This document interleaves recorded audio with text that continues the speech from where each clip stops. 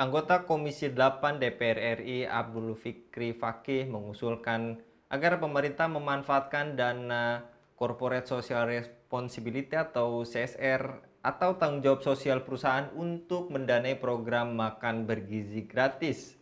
Hal tersebut dia sampaikan untuk menanggapi usulan pemanfaatan dana zakat dalam membiayai program MBG. Dengan pemanfaatan dana CSR, menurut dia program makan bergizi dapat berjalan sesuai dengan ketentuan syariah dan tidak mengurangi porsi dana zakat yang seharusnya diterima oleh mustahik.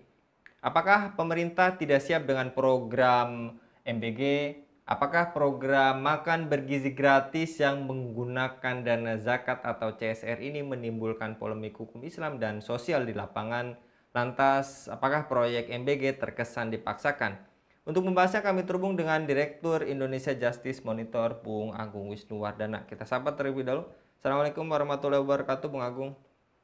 Waalaikumsalam warahmatullahi wabarakatuh, Bung Anggi. Lagi-lagi Bung Agung terkait program makan siang gratis yang makan bergizi gratis yang menuai polemik dan ada anggota DPR yang mengusulkan memanfaatkan dana CSR. Menurut Anda Bung Agung bagaimana terhadap wacana ini? Ya, pertama begini, bahwa makan bergizi gratis itu adalah program quick win dari Kabinet Prabowo Gibran. Makna quick win berarti adalah program yang akan dikejar cepat gitu untuk memberikan dampak kepada masyarakat. Itu kan catatan kita yang pertama. Ketika program makan bergizi gratis, maka sumber dananya tentu dari APBN karena dia dimasukkan ke dalam program pemerintahan. Kita tahu bahwa sumber pemasukan APBN Indonesia itu adalah dari pendapatan pajak, pendapatan utang, dan juga dari pendapatan non pajak dalam artian sumber daya alam yang dimiliki negeri ini. Kita tahu bahwa sumber daya alam, pemasukan dari sumber daya alam untuk APBN kita dari tahun ke tahun sejak reformasi 98 itu semakin menurun. Yang meningkat terus ditingkatkan adalah penerimaan dari sektor pajak. Oleh karena itu, tidak ada dalam nomenklatur APBN kita itu dana untuk pembiayaan program dari CSR ataupun dari zakat gitu. Otomatis kalau ini digunakan, menurut saya ketidakkonsistenan pemerintah sekarang untuk serius menggunakan dana APBN untuk kepentingan makan bergizi gratis. Istilahnya ya berarti pemerintah Prabowo Gibran nggak serius untuk mengelola program ini. Yang namanya serius itu kan harusnya bukan sekedar bicara program, tapi juga membincangkan dari mana anggarannya. Sebenarnya kemarin ingin coba dibangun dari PPN 12% yang diharapkan bisa untuk menutupi biaya makan bergizi gratis. Kita tahu bahwa makan bergizi gratis itu di tahun 2025 itu tembus untuk 84 triliun dan pemasukan dari PPN 12% di awal ya, belum yang diputuskan terakhir di awal tahun ini itu juga sekitar 80 triliun. Artinya cukup untuk menutupi makan bergizi gratis. Tapi kan kita tahu dalam kondisi yang terdesak masyarakat kita nggak mampu dan akhirnya banyak yang protes dan akhirnya PPN itu hanya untuk barang-barang mewah yang akhirnya tidak bisa untuk menutupi makan bergizi gratis. Makanya kemudian dikembangkanlah wacana untuk dana-dana CSR ataupun dana-dana zakat. Jadi sekali lagi ini adalah ketidakkonsistenan pemerintah Prabowo Gibran sekaligus ketidakseriusan pemerintahan Prabowo Gibran. Itu Bung Anggi. Ya. Jadi apakah ini terkesan program yang dipaksakan menurut Anda Bung Agung dan apakah ini juga menjadi bukti bahwa program ini tanpa pertimbangan matang atau sekedar lip service, Bung? Gini, saya ingin mendudukkan dulu program pada konteks program dan mendudukkan anggaran di konteks anggaran. Nah, kalau kita bicara makan bergizi gratis, ini memang secara konteks eh, ilmiah ya, banyak penelitian yang dibuat, termasuk juga di Jepang, itu memang makan bergizi gratis itu, atau makan bergizi lah sebenarnya ya, makan bergizi itu cukup baik untuk meningkatkan performa otak anak-anak dalam menyerap pelajaran. Karena selama ini rata-rata masyarakat Indonesia, terutama anak-anak kan berangkat sekolah jarang untuk sarapan pagi. Atau yang sarapan itu siangnya nggak siap dengan makan gitu. Sehingga terjadilah kekosongan, sehingga protein yang masuk ke dalam tubuhnya berkurang, dan ini menyebabkan daya tangkap terhadap pelajaran menjadi tidak baik. Artinya begini, makan bergizi gratis itu menarik sebagai sebuah program dan layaknya sebuah negara memang harus melakukan program-program yang terbaik buat rakyatnya. Nah, cuma persoalannya memang selalu persoalan di negeri ini itu ada pada sempitnya anggaran gitu.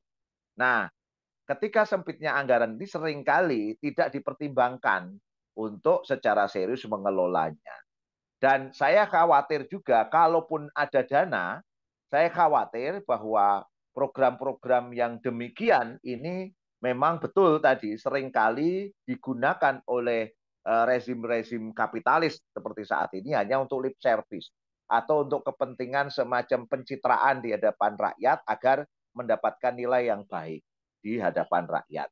Tentu sebenarnya menurut saya ada pertimbangan untuk membackup dari dana mana, termasuk tadi yang saya katakan dari dana zakat, dari dana apa tadi, dari dana PPN 12%, tetapi itu nggak dipertimbangkan dari segala sesuatunya.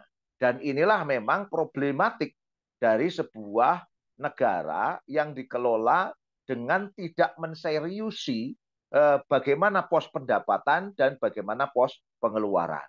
Sehingga dalam konteks ini saya tentu tidak mengkritisi pada konteks makan bergizinya, karena makan bergizi itu baik buat anak-anak kita, tapi tentu yang menjadi titik kritis saya adalah tidak mampunya negara untuk mengelola pendanaan terkait masalah itu. Dan yang kedua, kalaupun ada dana, seringkali itu hanya dijadikan seperti pencitraan, seperti yang dulu pernah terjadi pada bansos yang dilakukan oleh saudara Jokowi.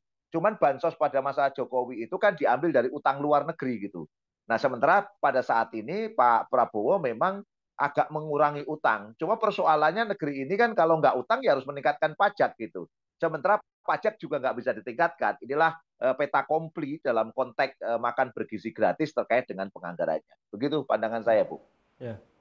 Jadi ada kesan ujung-ujungnya program makan siang gratis hanya akan bisa bertahan dalam waktu yang mungkin singkat, setahun atau 2 tahun saja, disebabkan tadi menurut Anda pengaturan atau manajemen yang masih berbelit-belit, Bung. Ya kalau tidak ada pemasukan yang lain paling nggak bisa bertahan lama. Kita mendengar informasi bahwa makan bergizi gratis di tahap awal perputarannya, dan ini juga belum merata ke semua lokasi yang menjadi target sasaran ya, itu dari dana pribadi Pak Prabowo. Sebenarnya nggak ada masalah dana pribadi itu, tapi dalam tata kelola APBN kita tentu ini bermasalah. Kenapa kok sampai bisa dana pribadi masuk di tengah problematik APBN kita yang posnya nggak diseriusi untuk dapat pemasukan. Sehingga kalau polanya seperti saat ini memang saya membaca memang nggak akan bertahan lama program ini. Walau tadi itu akan selalu dicari cara untuk bisa menggunakan dana-dana yang lain untuk membackup kepentingan makan bergizi gratis. Kita tahu ada dana zakat, dan secara umum pihak Basnas juga tidak terlalu mempersoalkan asalkan ada akuntabilitas.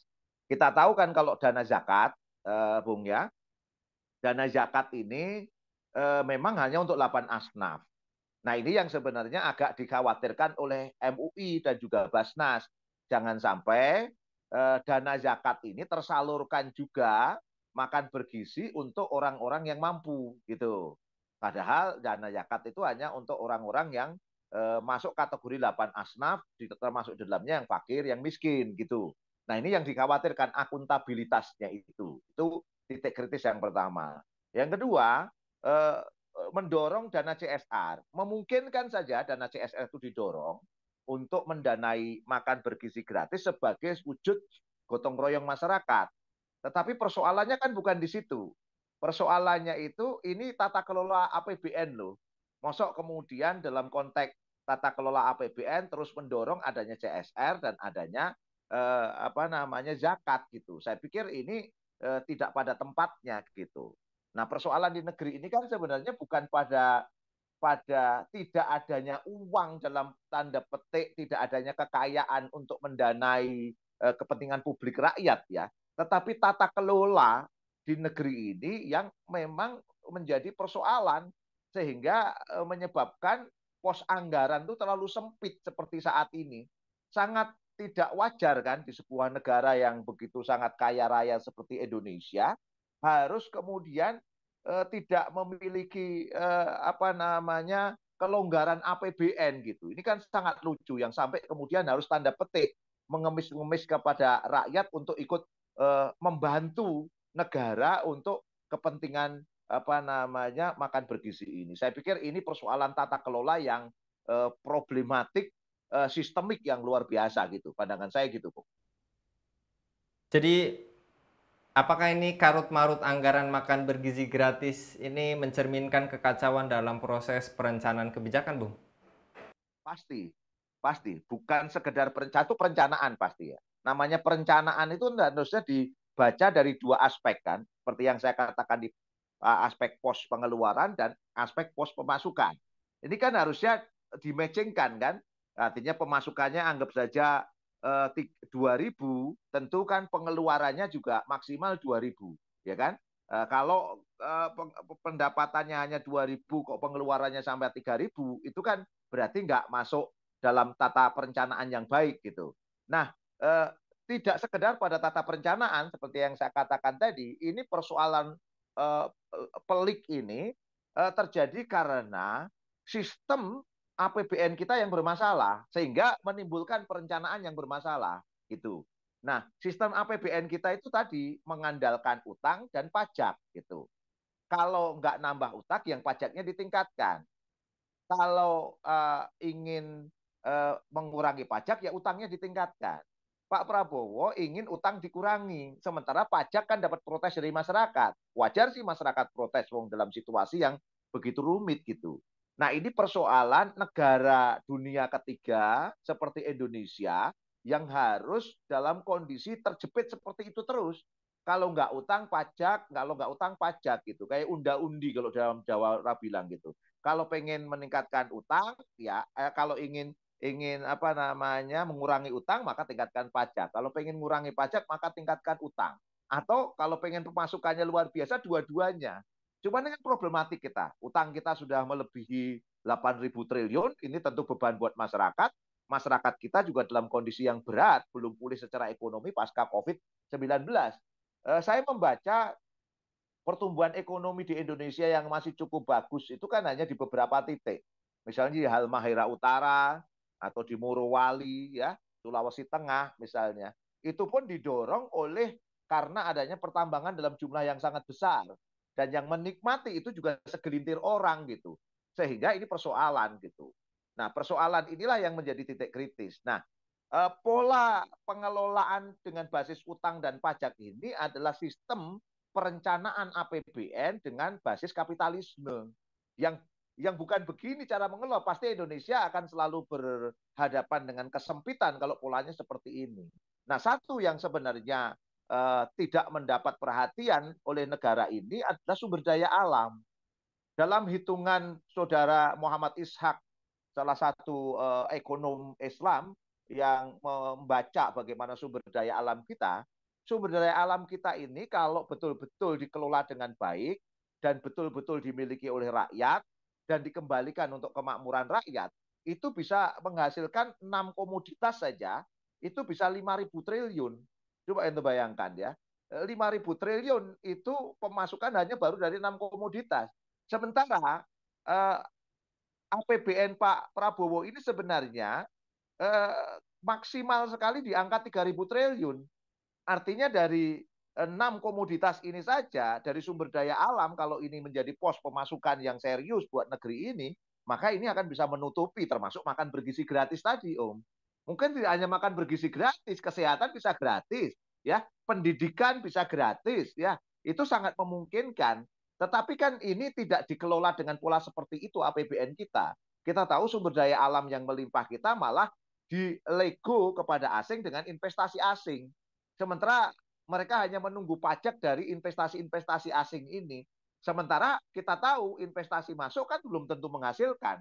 Nah, ini problematik luar biasa yang ini adalah persoalan sistemik. Nah, persoalan sistemik ini karena negeri ini menerapkan kapitalisme yang hanya mengandalkan utang dan pajak sebagai pemasukannya. Sehingga pola seperti ini yang menyebabkan kesempitan APBN kita. Gitu pandangan saya, Bu. Baik, Masya Allah Bung Agung, jadi sebetulnya sederhana ya Bung untuk membuat makan bergizi gratis ini jangka panjang, tadi rubahlah sistem ekonominya, tidak usah pusing-pusing otak-atik pajak atau dana CSR tadi, cukup 6 komoditas pun sudah lebih dari cukup gitu ya Bung, bahkan Ya, tadi sampai pendidikan, kesehatan, dan lain sebagainya. Jazakallah sekali lagi Bung Agung untuk pemaparannya pada amin. kabar Iya, petang. Bu. Oke. Demikian pemirsa Eleva News, dukung dengan subscribe, share, dan like. Semoga menjadi kebaikan bagi kita semua di dunia dan di akhirat.